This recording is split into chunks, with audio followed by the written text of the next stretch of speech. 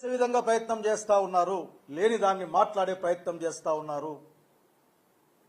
10 సార్లు చెప్తే అబద్ధం నిజమైపోద్దని ఒక గోబెల్స్ సిద్ధాంతాన్ని నమ్మిన వాళ్ళుగా పనిచేస్తా ఉన్నారు. మీరు మునిగిపోయింది లేదు. మీకు మంచి మాట చెప్పి ముగించాలనుకుంటా ఉన్నాను. బహుశా మీరు అంటూ ఉంటారు, నేను చాలా పెద్దవాడిని, అనుభవజ్ఞుని అని. మీ అనుభవాన్ని రంగరించి బహుశా ఆ తరానికి ఆఖరి నాయకుడు బహుశా మీరు.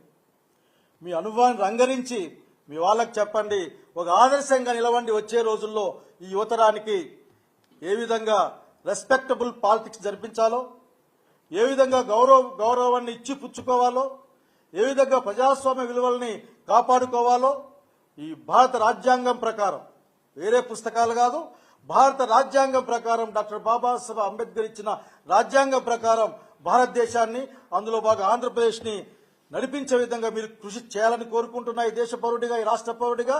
కానీ మీరు మాత్రం మాకు అర్థం కావడం లేదు. మీరు బహుశా మీరే సమాధానం చెప్పాలి మేము అడిగే మాటలకి. ఒక్క పని చెప్పండి మీరు.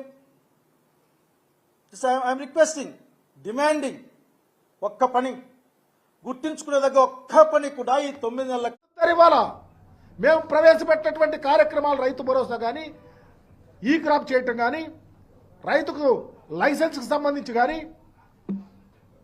అన్ని విషయాలలో పునరాలోచించి ఇన్కార్పొరేట్ చేసి రైతులను ఆదుకోవాలని డిమాండ్ చేస్తూ ఉన్నాం.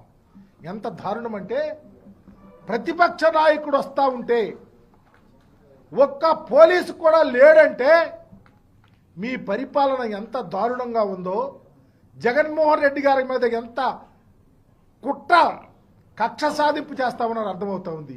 నేను అడుగుతా ఉన్నా చంద్రబాబు నాయుడు గారిని, మీరు పోలీసులు లేకుండా చేస్తారేమో. మేమున్నాం, మాజీ మంత్రులుగా, మాజీ శాసనసభ్యులుగా, ఎమ్మెల్సీలుగా, నాయకులుగా మా నాయకుడిని రక్షించుకోవటానికి ఎక్కడ వెనుకాడమో, మా ప్రాణాలైనా లెక్క చేయకుండా మా నాయకుడిని కాపాడుకుంటాం, వాలంటీర్లు అవుతాం, కార్యకర్తలను కలుపుకుంటాం, మేమే ప్రొటెక్షన్గా ఉంటాం.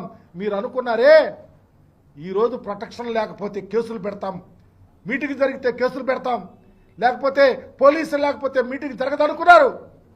ఇలాంటివి ఎప్పుడు చేసినా మీ కుట్రలు, మీ కుతంత్రాలు లెక్క చేయకుండా మా నాయకుడిని కాపాడుకొని ఈ రాష్ట్రంలో మరలా వైఎస్ఆర్ కాంగ్రెస్ పార్టీని అధికారంలో తీసుకొచ్చుకోవటానికి, రైతు సంక్షేమానికి పెద్దపీట వేస్తాకి, ప్రజా సంక్షేమాన్ని భుజాన వేసుకోవటానికి మీ కుట్రలు కుతంత్రాలు ప్రజలకు తెలియచేయటం